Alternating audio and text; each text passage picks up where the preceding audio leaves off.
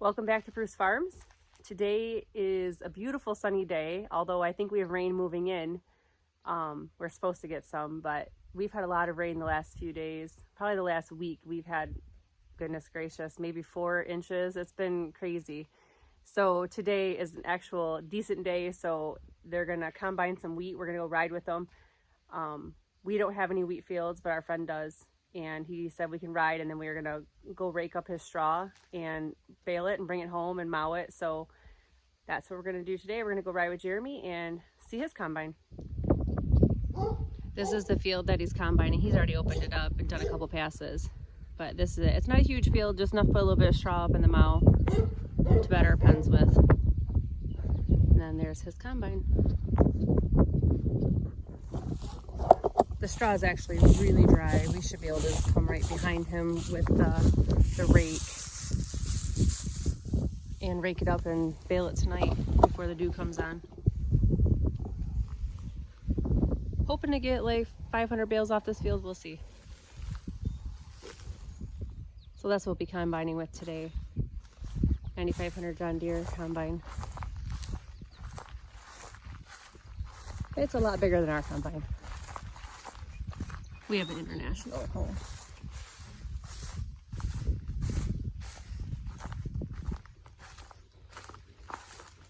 That's nice though.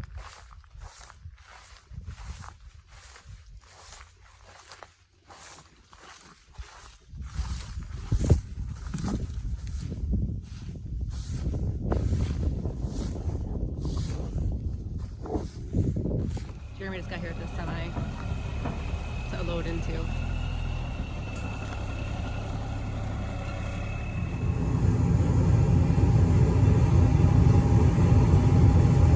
He's gonna unload what he had off the headlands.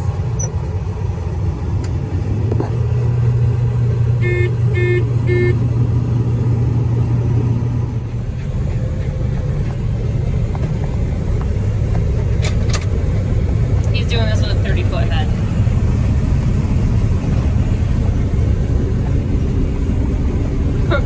How big's our head on ours, Jeremy? I think you got a 15-foot on yours, I think. It's a lot smaller than this. Maybe a 20. So, This here is bearded wheat. They've been bedding down in it. yeah, they have.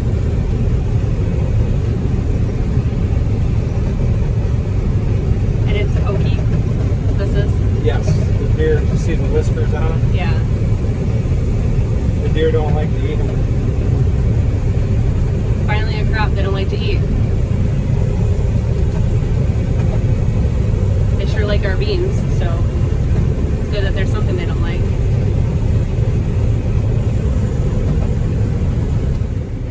So that part over there in this field, he needed some different seed, and so he put this in. It's not bearded, and the heads are all gone. The deer damage was crazy. So you can definitely see the difference in what the deer love and what they don't.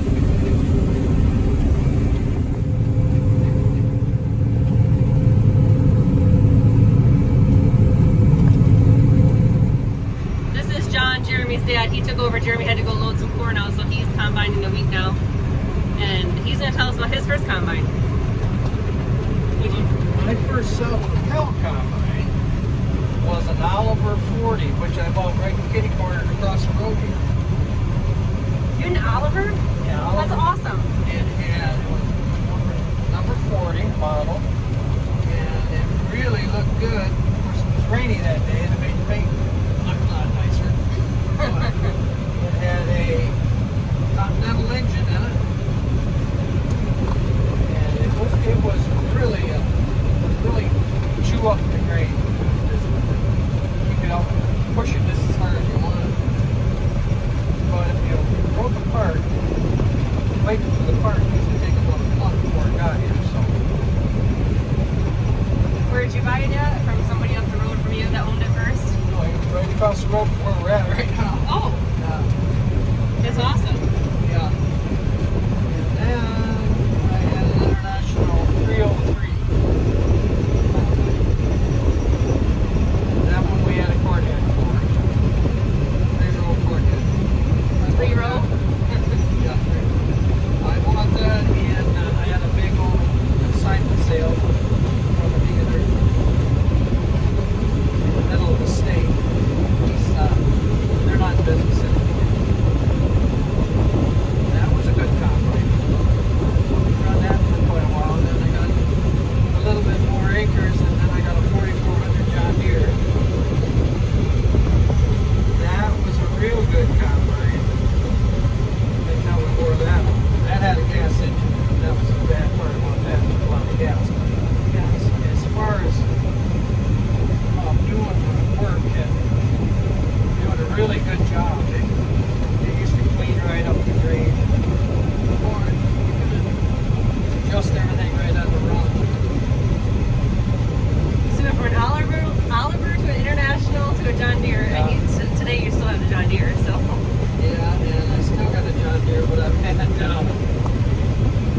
7700s that I use. And one was an older one, and one was a newer model. They were both good combines. The best one I ever had, I had a 6600 with a 329 diesel engine in it. And it would just go and go, and it would hardly take any fuel. They were the best kind. Yeah. I actually bought that from that same guy at Middle State. I was really pleased with that. That's awesome. And then my first 9500, which I bought from another machine jockey, not too far away from where I got the other ones. That was a good combine too until it caught fire. That was kind of scary. I just unloaded it into the truck, and I no more got started back in the road. I was doing corn. I don't think I got 100 yards in, and all of a sudden my hydrostatic started getting slower and slower, and so I stopped to see if we had a line pull, and I could see flames shooting out. Well, then about 40 minutes later, fire department showed up. But 40 minutes? yeah, took them quite a while. Yeah. Actually, the fire department here, I think the fire department got here before the one that's supposed to be. Our own fire department. Fire extinguisher was on, and I used it as long as it lasted. Was it complete loss? The combine? Yeah, it melted everything in the engine compartment. Everything else was fine. But up in there, it melted fuel pump. And we just put a lot of money in. I put about probably close to $5,000 into it, but it hadn't done much. That's the way it goes. The boys are going to be super excited to hear that you had an Oliver combine. You know, Caden's got that 525 that he has that he bought, what, 2 years ago or last year, whatever it was. And they just went up to Kindy to look at another tractor today. And them Olivers, you know, they got that bug and you can't get rid of it. It's ridiculous. I know. They're not trying to get rid of it. And so they went up there and find another one today, but actually they bought it. They bought a little 70. Yeah, but anyways, I know that to have a combine enough that you had one first before you got the John Deere, I bet you Nate doesn't even know that. So now they're going to know about that. That's kind of cool. Yeah, it was quite a machine. We had a purple load on it, and that was when a lot of the dealers were going out, play taking over, and things were just kind of slowed down. And I went to one in the Saginaw Valley, big dealer, figuring that he could get the parts for it, and he told me they didn't even make that one. So I ended up going down to Sandusky to the Minneapolis Bull Meat Dealer. I mean, he had all of the literature on it. He got the parts for me, but it took forever. So, one of my friends down the road, he ended up with it. What year was that? Or what years was The that? year I bought that combine probably was about 1974 or 75. I was just out of school. Out of high school. Was it a Gassner? Oh yeah. I remember going to water pump one out of it. We went right down to Detroit. My buddy and I rode our motorcycles down to get that. It was right on 8 Mile Continental dealer. It probably was, I think they had them high lows and stuff. That engines. The engine was down just off the ground on the side.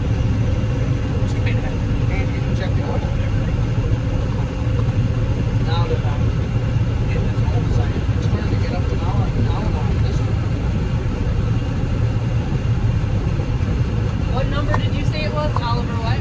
40. 40. I've never even heard of that. We're gonna have to definitely look that up later. Yeah, didn't very many. I'm glad to know that on the cover. Hindsight's 2020 for a Yeah. reason, though. Yeah, the way it was designed, it had a spike cylinder instead of like a bar. It was spikes. Okay. Like they do with white wheels. It was quite a beast.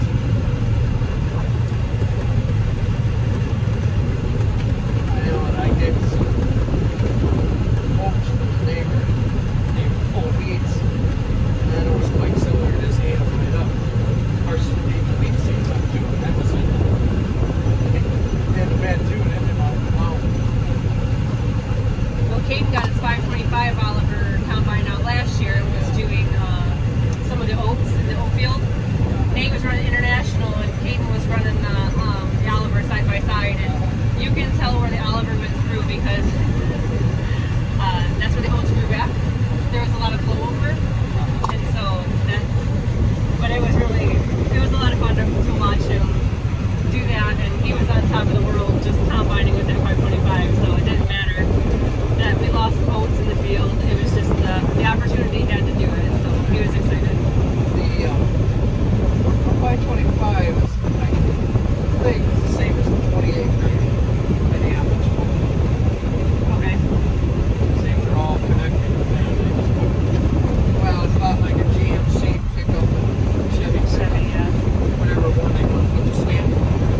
Yeah. Yeah, I know where there's two of them. Where at? Local? By Saginaw, M81. Okay. Yeah, we've looked at the one. I know what you're talking about. But they take up a lot of room. Yeah. Well, yeah, Caden has that in our shed with all the other equipment. So he wants to keep it nice, and I understand that, but they're big. Especially when we have our combine in there and all the other stuff. It's big. It takes a lot of space up, but I got a real kick out of watching Ross the Oliver man and his bowling combine he had. I don't know if you watched that episode. I do follow him too. Well, he bought an old bowling combine. He didn't even know what number it was. So he read the serial number off, whatever. Called Bowling Dan. He knew he had to look right on the dash of his pickup. He looked it right up. But the reason I enjoyed watching that was a newer model than my dad bought a brand new one.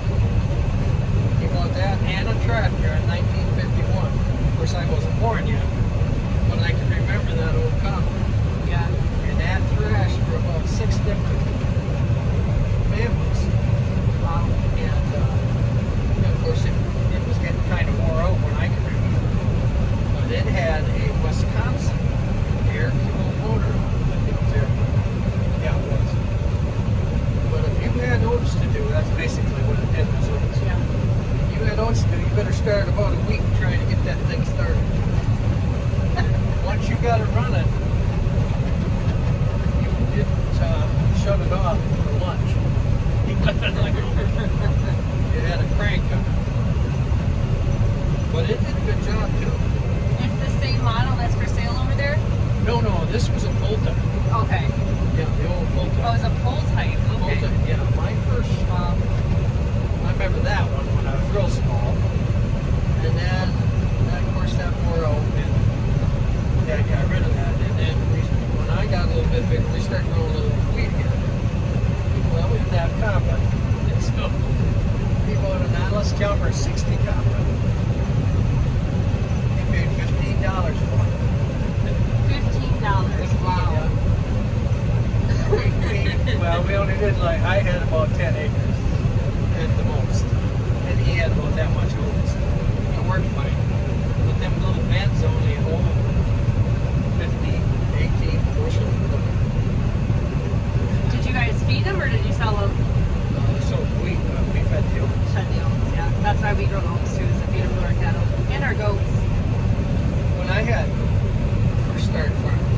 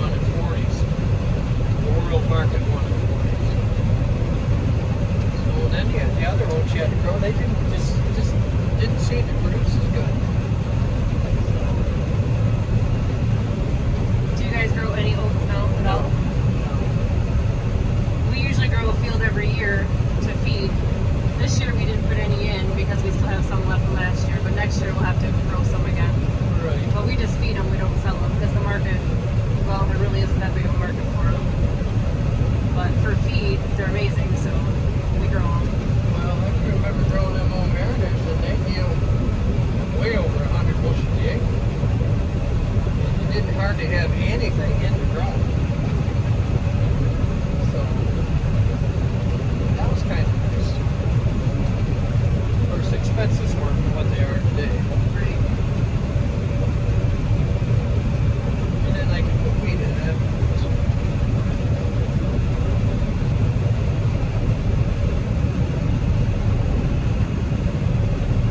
So it's pretty tough to make a living on anything. It still is. Are you the second generation to own your farm? Yeah. I didn't know if your great grandpa farmed as well or just your dad No, my dad or your grandpa. and my mother moved down there in 1950. The fall of 55. I was born in late April of 56. My sisters were born in Kansas. But my dad and mother both are originally. They were raised up by Akron. And they didn't farm at all over there? Well, my grandfather did, both of them. Both grandfathers. One uncle, well, I only had one uncle on my mother's side. But when he wanted to get into the business too, he couldn't buy any land. It just wasn't enough available. So that's when they ended up down to Sandusky.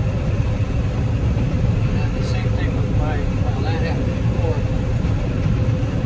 With my grandfather, on my dad's dad. The big homestead is still over there on the Akron. Okay. But there wasn't enough for two brothers, so he ended up going this way too. So he ended up up with me. And then they just spread out from there. Both my mother and my father both had, there was 10 children. But a few of them were farmers. Well, back then though, a lot of people were farmers. Yeah.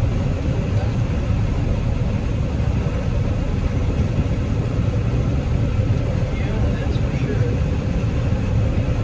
That's the way life was. It's a little bit gone. I think about that a lot. Even when I was young. Pretty every barn around the area had some kind of cattle, mostly dairy. Right. Now, there's only one dairy farm in that township, and they're getting ready to sell the cows. Over by Akron? No, home. Oh, here. Here, yeah. And that to me is, that's sad. That's a way of life. Good way of life, to be honest with you. It's a hard work. You have to work hard to be a dairy farmer. How many cows did your dad have? We usually had anywhere from 36 to 42, plus the young cattle. So Grandpa says when he was young, they milked in the barn too, him and his mom and his dad, but I don't think he had more than 40 cows either. They milked by hand. Did your dad milk by hand as well? With the Really young. straps? Yeah, then he had milk.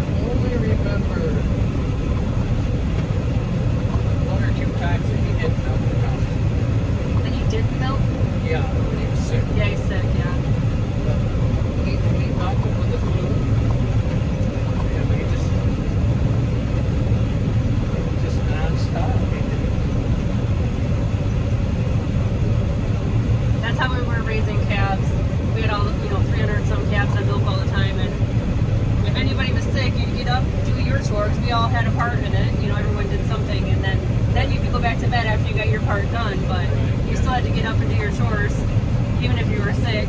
But I know my older son, his bosses have all loved that because he doesn't ever call in. Actually, they usually have to send him home because he comes to work sick.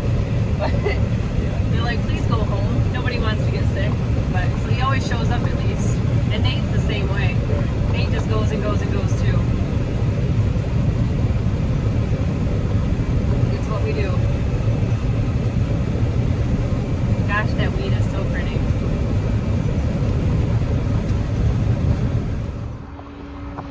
Well, that was super awesome getting to ride with John for a little while and hearing about his tractors growing up, especially he had an Oliver Combine. How cool is that? So that was fun, appreciate that. And so we're gonna come back either later today or tomorrow, depending on the weather, and rake this and bale it. So there he goes, he's gonna go finish the field. There's only a little bit left. I rode with him for quite a while. So, all right, we'll talk to you in a little bit.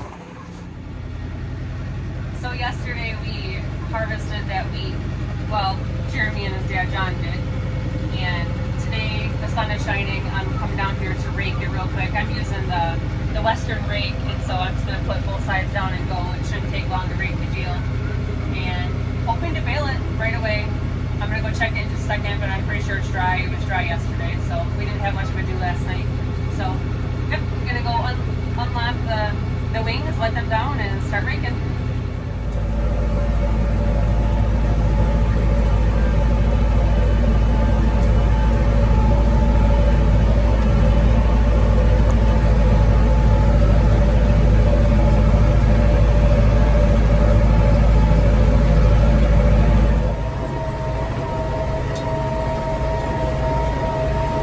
Sometimes doing these little fields is harder because you're doing so much turning.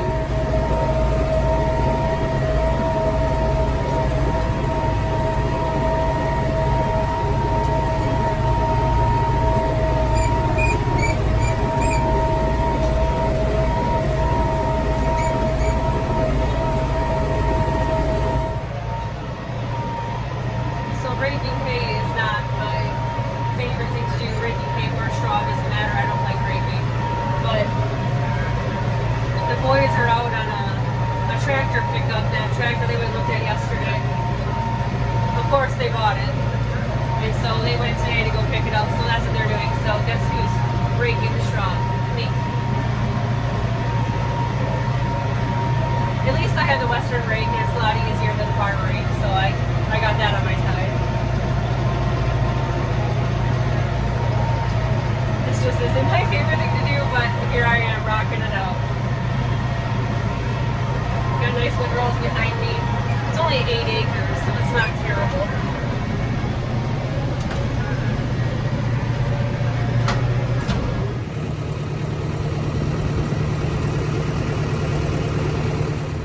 And this is the little field in the back.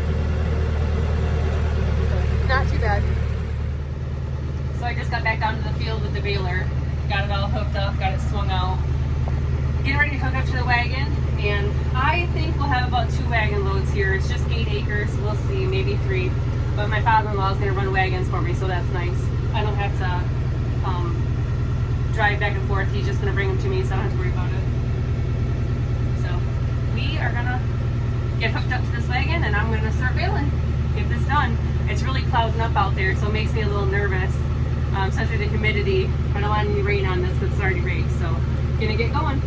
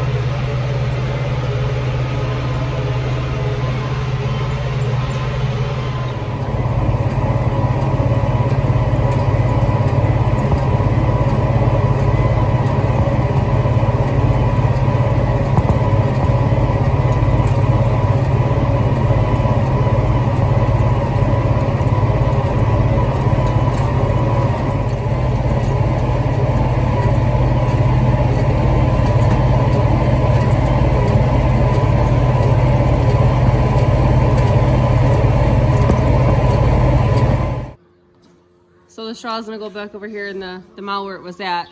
Nate's home today, so he's excited to help unload straw. He was just cleaning up. We have some left from last year, and so he was just kind of organizing, cleaning up the floor, and he's just gonna put it right into that, stack it into that stack that's already there, so it'll be nice.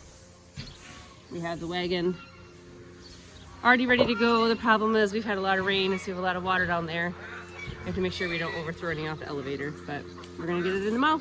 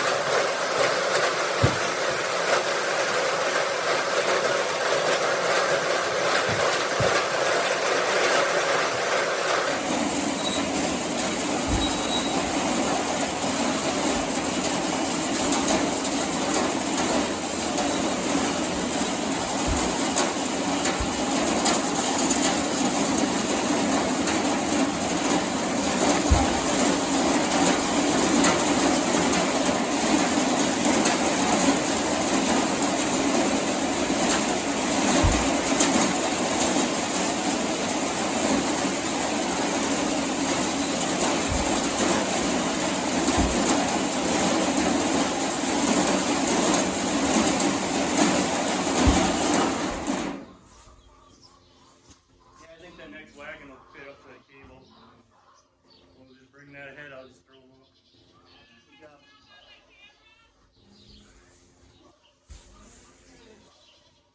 recording? Yeah.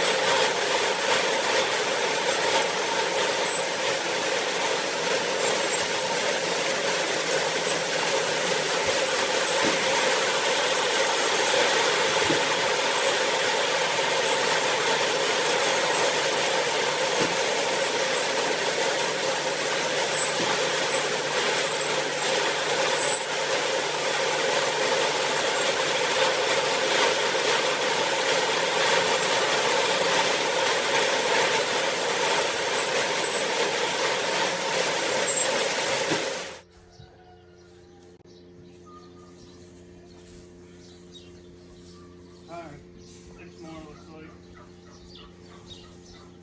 I can really go find home. Working on it. Problem is, I'm running out of spot to use the rope, so it's gonna be catch now at this point.